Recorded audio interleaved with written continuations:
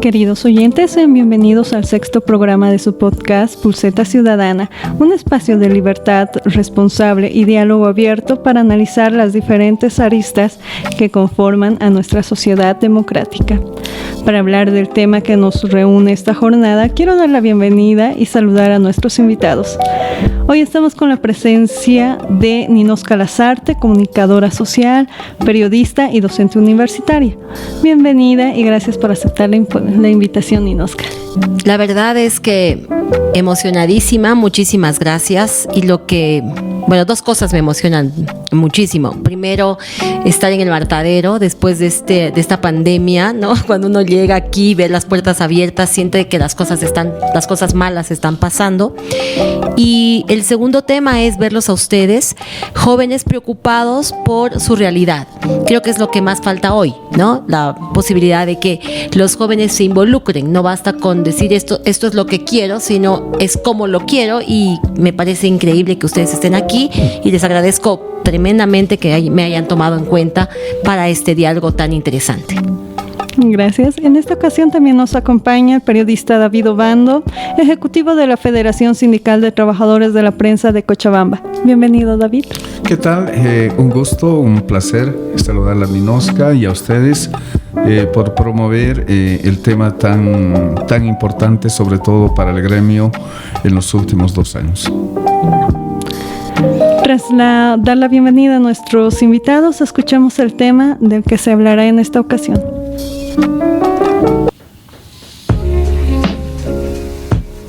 El artículo 19 de la Declaración Universal de los Derechos Humanos de 1948 reconoce el derecho a la libertad de opinión y expresión. Esto implica también el derecho de cualquier persona a no ser molestada, juzgada o perseguida por sus opiniones, además de la libertad de poder difundir estas opiniones por cualquier medio. Este derecho universal fue adoptado por distintos países democráticos que se comprometieron a garantizar los derechos de libertad de pensamiento, asociación e información, porque consideran que en democracia esta contraposición de poderes nutre el buen funcionamiento del sistema. Sin embargo, la realidad de nuestro país es otra. Un claro ejemplo se presenta en el informe de la Unión Nacional de Instituciones para el Trabajo de Acción Social de 2019, donde muestran que entre marzo de 2018 y febrero de 2019 se registraron 88 vulneraciones de ese derecho, entre los que sobresalen la estigmatización, autocensura, amedrentamiento a periodistas, criminalización, sistema de vigilancia, condicionamiento previo, censura previa, entre otros. Lo paradójico es que los propios gobernantes de entonces eran quienes estigmatizaban el trabajo de la prensa y de los políticos opositores. Esta vulneración se incrementó drásticamente en los últimos meses de 2019 y parte de 2020, pues la crisis sociopolítica generada tras las elecciones presidenciales y la pandemia de COVID provocó que desde el gobierno se comience a debatir hasta qué punto puede llegar la libertad de expresión. Analizando esta situación nos preguntamos, ¿qué tanto se respeta la libertad de expresión en nuestro país?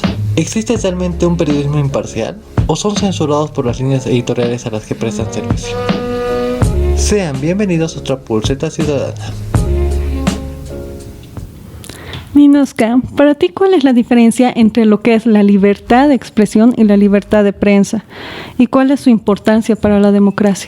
Bueno, para empezar, la posibilidad de una prensa libre, de una prensa que tenga la capacidad de transparentar los hechos ciudadanos, los hechos sociales, es vital. No concibo la democracia sin la posibilidad de medios de comunicación y de periodistas que puedan ejercer su rol. Eso es fundamental. Esa es la libertad de prensa. La libertad de expresión es la posibilidad, como lo marcan las organizaciones internacionales, de decir tu opinión sin tener el miedo a una persecución o a una censura, etcétera, etcétera. En estos dos temas yo quisiera separar los escenarios, porque, claro, hoy uno diría, con el avance de la tecnología, que la posibilidad de la libertad de expresión es mucho más grande, ¿no? Porque, claro, antes, si querías decir algo, necesitabas estar en un medio de comunicación o que alguien te ponga un micrófono. Hoy tienes tú tu celular y a partir de eso puedes decir lo que tú quieras en un perfil. ¿Dónde está el problema de esta posibilidad de expresarte, que los jóvenes en especial puedan expresar sus opiniones, poner una foto, lo que fuere, a partir de las redes sociales, que podría significar que ahora todo el mundo tiene esa posibilidad? El problema está en el mal uso que se está dando a este medio de comunicación tan importante como son ahora las redes, ¿no? Entonces, si realmente hubiese una libertad de expresión, no entiendo por qué la gente se oculta en los perfiles o los perfiles falsos. Entonces, creo que ese es un tema y un debate muy importante. Yo no diría que en nuestro país estamos felices de la vida y que hay una enorme libertad de expresión, más allá de este tema de las redes sociales, que creo que es un tema interesante, pero para otro escenario. Solo traigo a colación un hecho. Hace unos años llegó un presidente de la República de Bolivia a Quillacollo, a la Virgen de Urcupiña, donde había una enorme concentración de gente, justo a la fiesta, y un ciudadano se animó a insultarlo al presidente, pero a gritos y decir todo lo que pensaba. Inmediatamente el ciudadano no solamente fue fustigado por el equipo de seguridad del presidente, sino además fue encarcelado. Y ahí empezó un enorme debate del por qué a un ciudadano que le dice lo que piensa, pero además mostrando su rostro, no oculto en nada, sino decirle yo soy X y X y creo que usted es así, asá y asá, va directo a la cárcel. Entonces ahí te das cuenta que no hay una libertad de expresión, y lo más grave en nuestro país es que por estos problemas viene la famosa, y el término tan que a mí me da escalofríos cuando lo leo y peor cuando lo pronuncio, que es la famosa censura, pero peor la autocensura, ¿no? Es esa autocensura de decir, mejor no digo esto, porque después de esta autocensura viene el miedo, y después del miedo viene el silencio. Entonces, creo que este es un tema muy grave, preocupante. Y no solo es Bolivia, ¿no? Extrañamente esto pasa mucho en los países sudamericanos. Hay un estudio, hay un grupo, un colectivo en Perú que se llama Voces del Sur, y que en su último informe señala que solo el 2019 hay 2.500 denuncias de persecuciones a medios de comunicación y a periodistas. Y algunos periodistas que no trabajan precisamente en una institucionalidad, sino que tienen sus páginas en las redes, y que a partir de ahí se pronuncian y hacen un periodismo diferente, si tú quieres. Pero 2.500. Y según los estudios, se ha doblado casi en un 200% esta cantidad de denuncias. ¿Dónde sucede esto? En Nicaragua, en Perú, en Venezuela. Entonces, te pones a pensar, estos países están viviendo momentos muy difíciles, tanto de la ciudadanía como del propio periodista. Claro, y aparte de eso, o sea, no solamente va en el hecho de la responsabilidad o el apoyo que tienen los periodistas al trabajar en un medio de comunicación legalmente establecido, sino que también hace mucho de lo que son las instituciones, tus autoridades. David, en tu experiencia, ¿qué tanto se ve la libertad de expresión para los periodistas en nuestro departamento? ¿Qué tanto se los respeta? Es importante hacer algunas aclaraciones conceptuales, ¿no? Primero, la libertad de expresión como concepto general es un tema fundamental, es un pilar fundamental de cualquier democracia, de cualquier proceso democrático. Sí, es un pilar fundamental. Ahora, dentro de los medios de comunicación, dentro del trabajo que tienen los periodistas, también hay que hablar de la libertad de expresión. Yo te voy a resumir con 2 cuadros que tenemos como antecedentes en los últimos 2 años. El año pasado, en el gobierno del Movimiento al Socialismo, hablemos todavía del gobierno de la presidenta Áñez.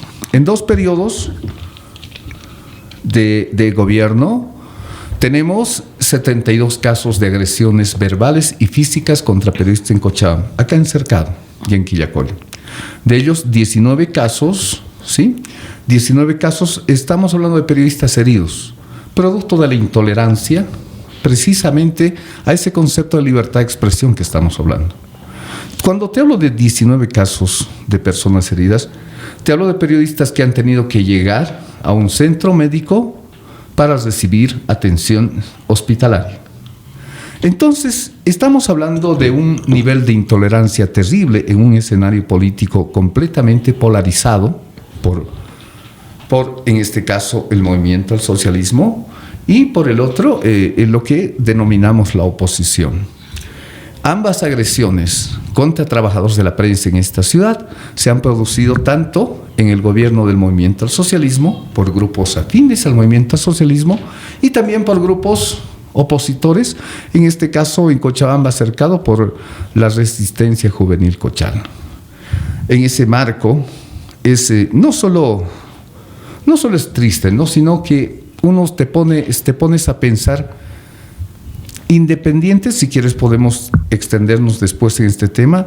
No estoy hablando todavía de las redes sociales, que es otro mundo muy grande que adelantó Ninosca, que es grave. Las amenazas de muerte, las amenazas a tu trabajo, la persecución. La persecución constante que están haciendo los trabajadores de la prensa, la gente en las redes sociales, es terrible. En ese concepto, la Federación Sindical de Trabajadores de la Prensa de Cochabamba no acepta negociaciones sobre la libertad de expresión. No nos van a tapar la boca. Estamos convencidos de que nuestro trabajo es fundamental para la democracia. Hoy nos tocó ser víctimas de la acción cobarde de esta gente, de estos grupos afines tanto al movimiento al socialismo como a la Resistencia Juvenil Cochala, que de manera cobarde, apoyadas si quieres, en algunos espacios de poder como la policía, han utilizado eso para agredir de manera cobarde a mujeres, a madres, a personas mayores de edad, en este caso, periodistas, en los tres casos. Sin embargo, es importante aclarar que no vamos a ceder, porque, insisto, creo que es un legado importante de la democracia. Esta lucha nos ha tocado enfrentar a nosotros, a esos periodistas que han sido víctimas de agresiones, ¿sí? Y que nosotros no vamos a claudicar en eso. El tema de las redes sociales es otro tema. No sé si podemos abordarlo después, pero es un tema grave. En todo caso, como conclusión, la Federación lo ha denunciado todo esto en las instancias que corresponden. Hemos cumplido las formalidades de denunciar en la Fiscalía, en la Defensoría del Pueblo, y al no recibir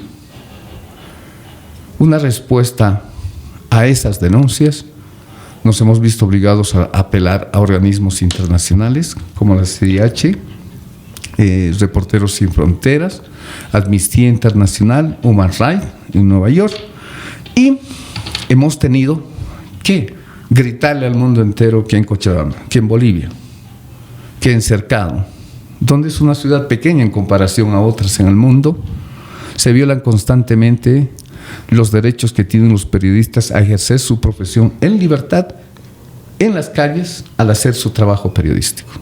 Eso es lo peor, que no hay apoyo de tus autoridades, no hay quien hable en favor a ti, cuando al fin y al cabo el periodista solamente está ahí para contar los hechos, no está a favor ni en contra de ninguno de los bandos.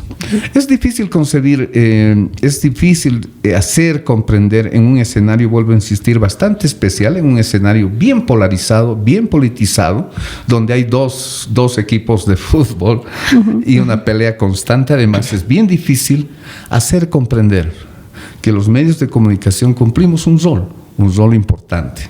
Así como en los medios de comunicación tenemos un abanico de posibilidades, de opciones para elegir, porque eso es libertad de expresión. Sí. La libertad que tiene el oyente, en este caso, los usuarios en el tema de las redes, la posibilidad de elegir. Si no me gusta Unitel, cambio TV. No me gusta TV, pongo Canal 7. No me gusta, pongo Causachun Coca. Ese abanico de posibilidades se llama libertad de expresión. Y eso lo vamos a defender en todos los escenarios, a costa de la cobarde agresión que hoy nuestros compañeros son víctimas en las calles de Cochabamba. Con esto concluyo. En enero, finales de enero, el directorio se reunió con los 9 sindicatos de Cochabamba y llegó a una conclusión catastrófica que nadie le tiró mucha importancia porque estaba llegando el coronavirus. y estábamos pasando el peor momento. En Cochabamba, según este informe que elaboramos profesionales dentro de la federación, concluimos de que en Cochabamba no había garantías para ejercer el periodismo y que la vida de muchos colegas estaban en grave peligro.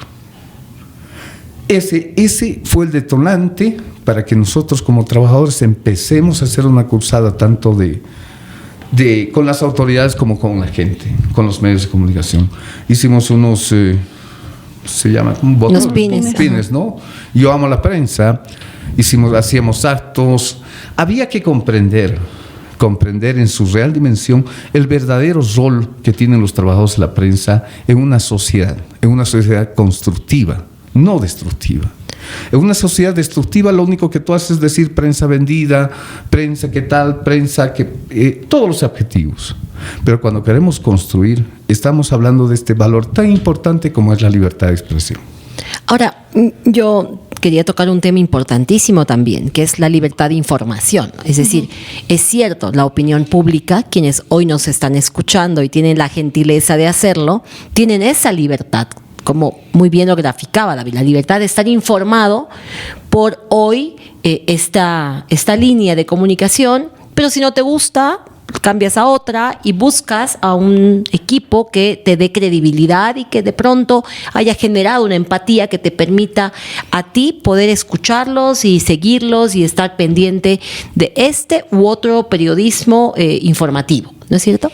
Uh-huh. Ese es un tema muy importante, que eso hasta el día de hoy, gracias a Dios, todavía en nuestro país se respeta. Hay otros países que tienen un solo canal y una sola radio, no te permiten tener la libertad de información. Pero lo otro, y como tú decías, y no hay apoyo de las autoridades, mi respuesta ahí es que son las autoridades pues las responsables, desde mi punto de vista. ¿Qué sucede? Los líderes políticos que luego fungen de autoridades son los que te encasillan en un espacio determinado. El periodismo siempre, y comillas a este término, porque para graficarlo mejor, tiende a ser el enemigo de quien está en el poder.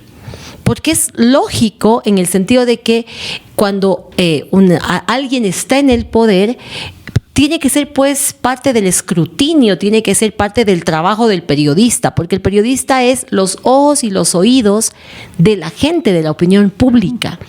Cuando uno asume un cargo de autoridad, asume con él la responsabilidad de otorgar la información y de ponerse en una especie de escenario con vidrios donde el periodista tiene que ir e indagar lo que está bien y seguramente informar lo que está mal, ¿no es cierto? El periodismo de investigación, que es tan importante y que ahora es casi imposible poder hacerlo. Entonces, estos son temas que preocupan porque son justamente las autoridades que señalan al periodismo como el principal enemigo de una gestión. Y creo que ahí es donde se genera este espacio de polarización, porque claro, si un líder dice, ellos son los enemigos de nuestro trabajo, entonces cuando este señor o este periodista está en la calle haciendo una cobertura, la masa, la comunidad que le ha escuchado a su líder señalar al enemigo, ¿no es cierto? Entonces obviamente pues se va contra esa persona. Yo he visto escenas que me duelen muchísimo porque cuando yo ejercía y era reportera, lo más importante para uno era tu cono donde decía ahí Bolivisión y te enorgullecías, ¿no? De estar con tu cono correteando en los conflictos que siempre han habido. Uh-huh. Hoy no, hoy para hacer muchas coberturas tienes que sacar el cono, que es lo peor. ¿Te puedes tú imaginar sacar el cono para ir a hacer una cobertura? Solamente para garantizar que no te van a pelear o que no le van a quitar la cámara a tu camarógrafo. No, y que no haya una consecuencia a ese acto criminal, porque es un acto criminal de lesa humanidad, porque muy bien a un principio graficaban el tema y la libertad de expresión, la libertad de prensa están inscritos en las Naciones Unidas. Hoy forma parte de un capítulo en lo que implica las Naciones Unidas. Entonces, este es un delito de lesa humanidad, es un delito que debería ser juzgado en la Haya. Pero no, resulta que no hay responsables. No hay responsables a quien persigue a un periodista pobre que tiene que estar correteando y escondiéndose, porque si lo agarran, lo matan. David lo decía claramente. Si lo agarran, lo matan. Y lo más, y ustedes lo han podido ver, no es solo un grupo de poder, son todos los grupos de poder. El grupo de poder que asume una posición, entonces de pronto te ve como un enemigo. Si cuando era opositor y tú le dabas cobertura, pucha, te trataba muy bien, eras el buenito, porque obviamente cuando uno está como opositor, claro, es fácil criticar, ¿no ve? Uh-huh. Entonces, un periodista te da cobertura y te emocionas, ay, me ha dado cobertura, ha expresado lo que yo quería decir y eres el mejor amigo. Cuando cambias y te vas y eres hoy ya no de la oposición, sino eres de la parte del poder que tiene la obligación de hacer las cosas, y si no lo haces, el periodista cuestiona, ya, te has vuelto el enemigo. Inmediatamente, depende del lugar en el que estés. Entonces, es realmente grave. Y creo que lo que está haciendo el sindicato es fundamental, o la federación, pero creo que hay que seguir trabajando en esto, sobre todo para generar en la opinión pública lo que ustedes están haciendo hoy, ¿no?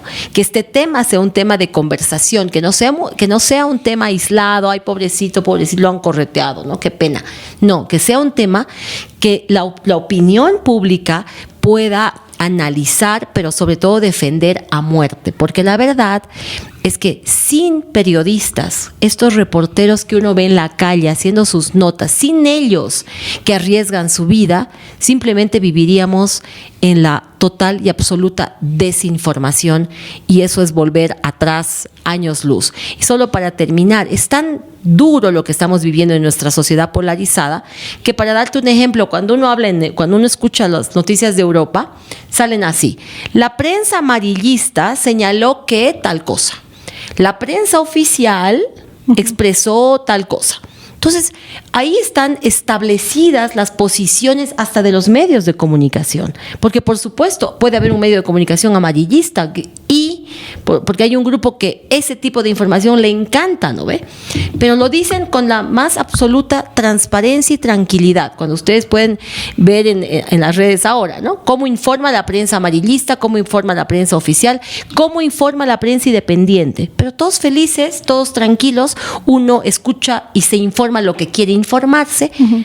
Y eso creo que es algo que ojalá, con el esfuerzo tanto de los medios de comunicación, de los periodistas involucrados en esto, nuestra federación, pero la opinión pública, podamos defenderlo como uno de los tesoros más grandes y el único legado que le podemos dejar a los jóvenes. Porque ¿qué les dejamos a ustedes?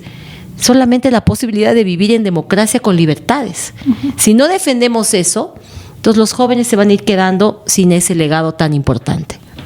Y precisamente creo que eso es algo muy importante, que tal vez se trate de sobresalir, que un periodista tiene que ser imparcial, pero ¿qué tanto se puede llegar a la imparcialidad? Porque sabemos que al fin y al cabo, un periodista es dependiente de un medio de comunicación, y cada medio de comunicación tiene su propia línea de pensamiento, línea política, pero ¿qué tanto esto puede afectar en el trabajo o no del periodista?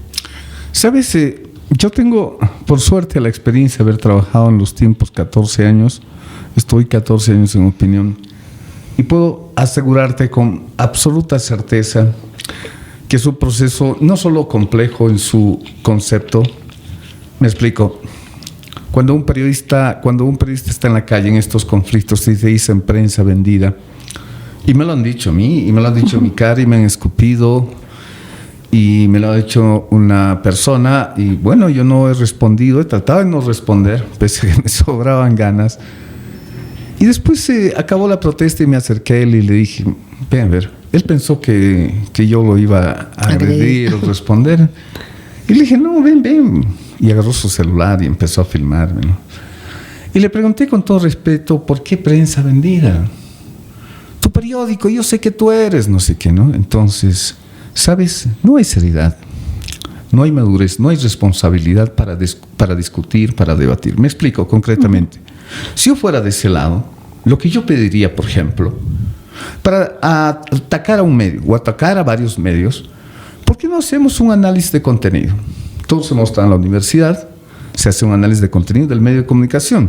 En el caso, digamos, de un canal, tiene 3 noticieros, en la mañana, al mediodía y en la noche. Eso lo dividimos por tiempo, son 6 horas, digamos 5 horas. Y vamos a poner reloj para cualificar y cuantificar. Vamos a hacer un método cualitativo y cuantitativo para medir el contenido, por ejemplo, político.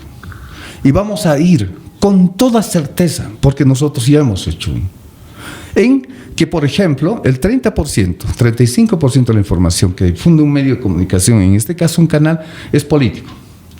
De ese 35%, hay un 20% y así dividimos la torta.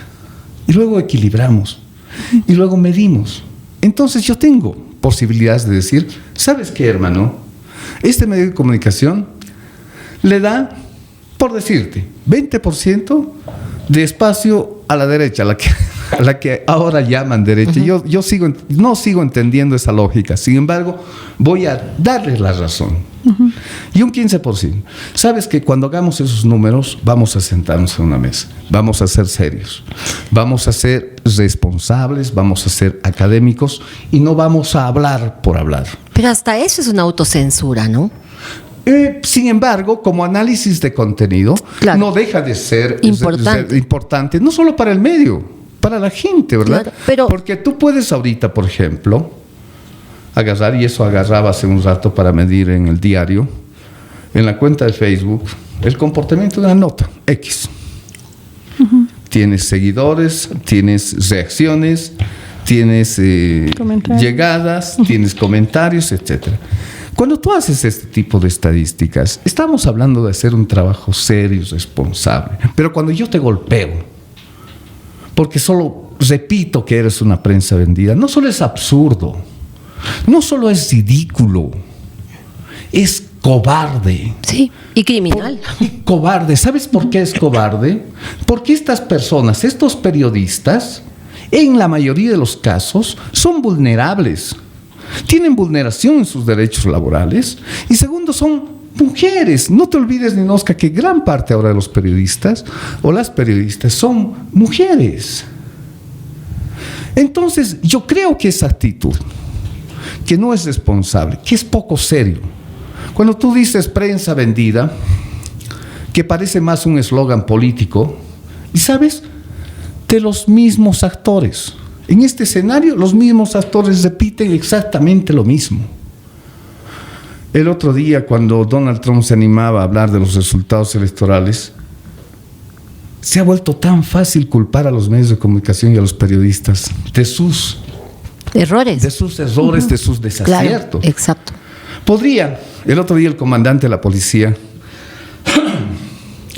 anuncia una conferencia de prensa y todos lo primero que le hacen es preguntarle el tema de sus acusaciones del narcotraficante. Y el comandante, se lo digo con todo respeto, empieza a atacar a la prensa y dice, la prensa es responsable. Entonces, el eslogan de prensa vendida, la prensa es culpable, y es solo un eslogan político. Yo les pido a todos ellos que intentemos ser serios, responsables, al menos los que hemos cursado la universidad, para hacer un diagnóstico, un análisis de contenido serio, responsable, que te dé cifras y que no vayas ahí alegremente como eslogan, compartiendo en las redes sociales, gritando por todo lado. Esta actitud es cobarde, es simple, no tiene ningún argumento, no tiene ningún asidero, ni en las radios, ni en los canales de televisión, y menos en la prensa escrita. Pero en eso, David, yo digo, cada medio de comunicación tendrá pues su línea editorial, su línea ideológica, su línea de algo. Es decir, yo sigo cuestionando y ahí, claro, no queda otra opción que esta autocensura, pero yo ¿por qué tendría que decirle a una autoridad, mire, yo he sacado 20% de noticias buenas de usted, 15 malas del otro lado? Porque me parece o sea, terrible llegar a eso. Es cierto, o sea, te aseguro que sin decirlo estamos llegando a eso. Pero en mi caso, cuando yo estaba en Bolivisión, nosotros valorábamos las noticias por lo que era noticia, lo que era información, lo que era una primicia, y probablemente un día teníamos más información de temas del oficialismo porque hacían noticia de alguna forma, y casi nada del otro lado porque ni respondían, por decir algo. Entonces teníamos más de uno que del otro. Y al tercer día la cosa cambiaba, y al cuarto día teníamos más información de salud porque, bueno, se generó una polémica y un debate por los datos y las cifras del SIDA.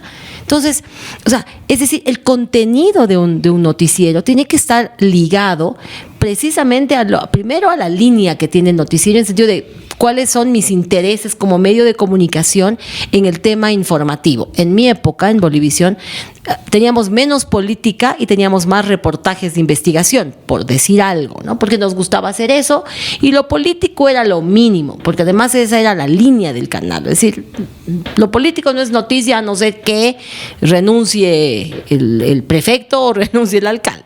Entonces, hoy no, es cierto, hoy nos hemos politizado demasiado todos, tal vez. Hoy la noticia más importante siempre es política, y ahí sí, yo coincido muchísimo con David, esta enorme preocupación de que alegremente te digan prensa vendida cuando no tienen idea, primero, de lo que significa hacer una nota informativa. No tienen idea de lo que significa, por ejemplo, en un periódico, cuántas columnas tiene una noticia y cuántas otra. No tienen idea de cómo se titula, no tienen idea de lo que sale en primera plana. Es decir, es lamentable. Pero esto, y yo sigo insistiendo, la enorme responsabilidad está en las propias autoridades, que son quienes a sus seguidores, ¿no es cierto?, les dicen y empiezan a estigmatizar a los medios de comunicación. Estigmatizamos alegremente, sin tener este ejercicio que David decía, me parecería increíble, ¿no es cierto?, analizar la información de contenido de un mes y luego decir, y ahora, o sea, habías tenido 50% de noticias tú, 50% de noticias la oposición, ¿dónde está la prensa vendida? Uh-huh. Ojo, o sea, explícame académica, científicamente, para que tú me pongas un título, ¿no ve? Ahora no, o sea, ahora se les ocurre decir eso, y basta con que uno diga eso y señale en una turba, y por supuesto a los reporteros y a los medios de comunicación o los periodistas se ponen en riesgo. Entonces, este es un tema, y yo les felicito otra vez por tocarlo, porque a quienes nos están escuchando, a ustedes, que son los que van a ser los próximos gobernantes, los próximos directores de orquesta de lo que vaya a pasar en nuestra sociedad, a ustedes les interesa defender hoy más que nunca la libertad de expresión, la libertad de prensa, así como defendemos la libertad de información. Imagínate si saliera un decreto, ¿no?, por ahí, que digan solo se ve Canal 7 y los demás canales se clausuran. No hay más canales que este y no hay más radios que esta. Punto. ¿Tú te imaginas? Ahí sí, la gente que no va a poder tener su control para ver lo que le dé la gana y lo que quiera, entonces ahí sí se va pues a movilizar probablemente, y ahí sí va a entender la importancia de ver lo que tú consideres, lo que esté ese día en tu humor. Esa es la libertad de información. Pero hoy, cuando los periodistas están solos en esta batalla, yo creo y quiero convocar a la sociedad civil a defender tanto la libertad de información, que lo resumo en lo que decía David, la posibilidad de escuchar a quien tú consideres y de cambiar los canales y las radios y de leer el periódico que quieras. Defendamos eso, como lo defendemos, como la libertad de expresión, como el darle seguridad a nuestros periodistas, a los que estamos ahora y a los que vendrán, para que nuestro país pueda decir, en democracia, esta es la situación y la posición de un tema. Porque si no, ¿qué sociedad y qué futuro le espera a esta nueva juventud? Y eso es lo que me preocupa, y por eso creo que este es un tema, y me alegra que la Federación esté haciendo tanto.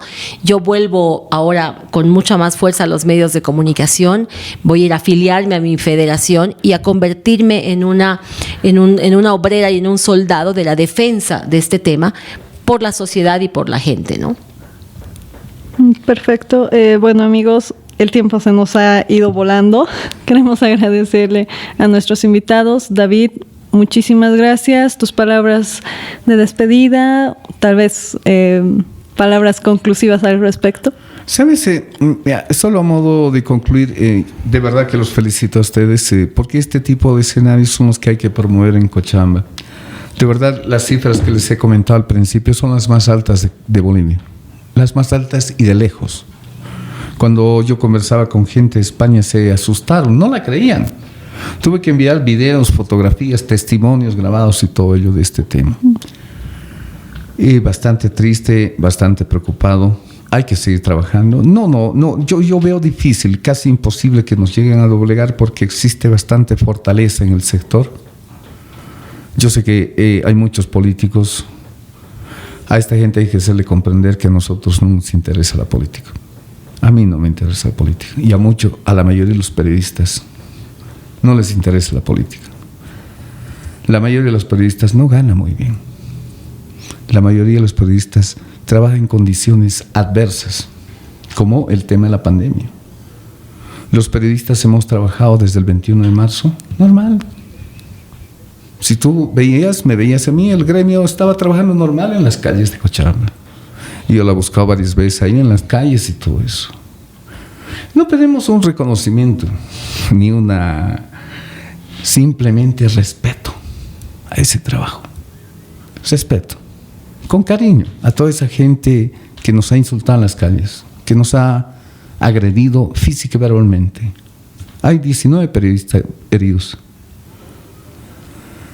Hay más de 29 periodistas mujeres que han sido víctimas de escupitajos, empujones, cosas demasiado cobardes, que no vale ni siquiera recordarlas.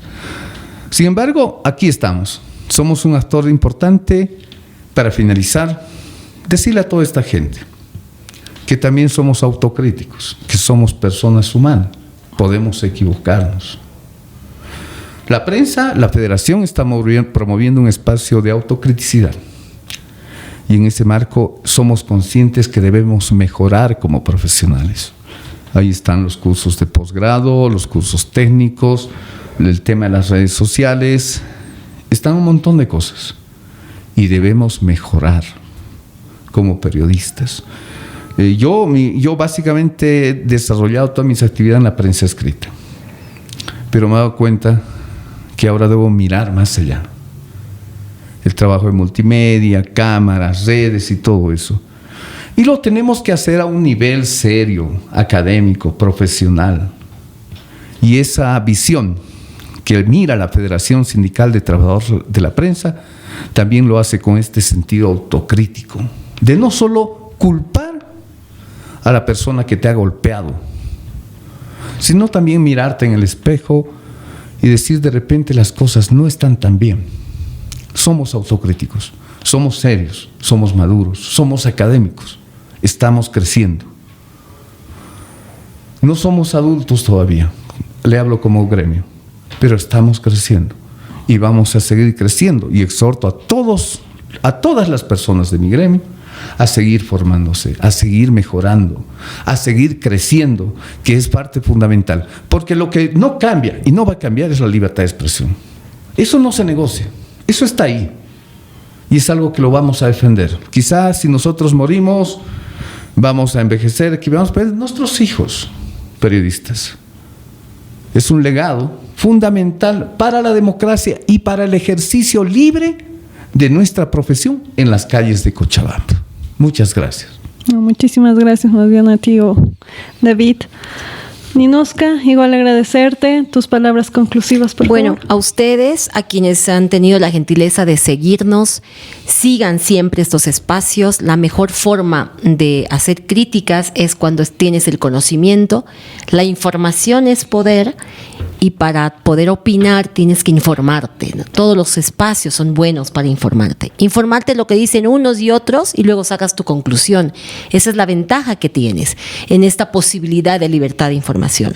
Y lo otro, todas las libertades y esta en especial, que es un legado, que es el mayor y el más grande tesoro de la humanidad, la libertad de expresión, la libertad de prensa, siempre, como cualquier otra libertad, viene acompañada de responsabilidad. La responsabilidad es esencial. La responsabilidad del periodista, la responsabilidad del medio de comunicación, fundamental, por supuesto. Y en eso esta preparación continua y permanente de quienes dan la información, por supuesto, que termina siendo un pilar fundamental. Y ustedes que desde los espacios que están, los jóvenes que empiezan a debatir, a polemizar y a asumir su espacio, no como el término de siempre, ¿no? El futuro son el presente, y el presente que va a construir juntos el futuro. Por eso yo felicito mucho este espacio, el tema, las temáticas, el programa como tal, porque claro, el programa como tal cuestiona, ¿no es cierto?, lo que está bien, cuestiona lo que está mal y fortalece lo que está bien, pero lo más importante, permite estos espacios de autocrítica, de debate, de diálogo, y sobre todo de lograr siempre una conclusión en torno a esto. La libertad de expresión en nuestro país, como en muchos otros, está en peligro, y creo que todos somos responsables de defenderlo desde los espacios en los que estemos. Muchísimas gracias, siempre a la orden, y muy contenta de haber compartido con ustedes. Muchísimas gracias, y así finalizamos otro capítulo de su programa Pulseta Ciudadana. Mi nombre es Yesenia Soria, me despido invitándoles a que visiten nuestra página web para ver más contenido de la campaña Pulsos en el www.pulsos.com.bo. Gracias, hasta la próxima.